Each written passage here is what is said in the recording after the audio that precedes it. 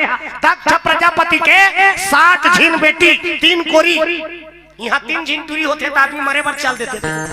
तक एक झीन के दूसरे 5 झीन टूरी टूरी आ गई और 5 झीन टूरी टूरी ऐसे 5वां नंबर के बेटी छठी नहीं रही, वहाँ जंगल में चल रहा। गाँव में देखे ते मन कथे ते यहाँ का खाली टूरी टूरी का हाँ तब ही बनाता ना टूरा।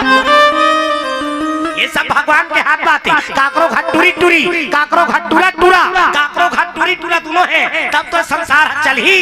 और सबो दादा मन आपका बेटा मांगो तो कदे जगह ले संसार चली कैसा। सब दादा मन बेटा मांगो तो दुनिया चल जाई वो। वाह तो टूरा टूरा थोड़े भौरा देबे टूरी टूरा रही तब संसार चली। हमें कथो सब दादा मन हम बेटा का हाथ रखे ना जा सब लोग बेटा दे देती, एक झील बेटी जान देती। हमन लगा हमार मन के बिहाव हो गए नहीं हो करत रहती।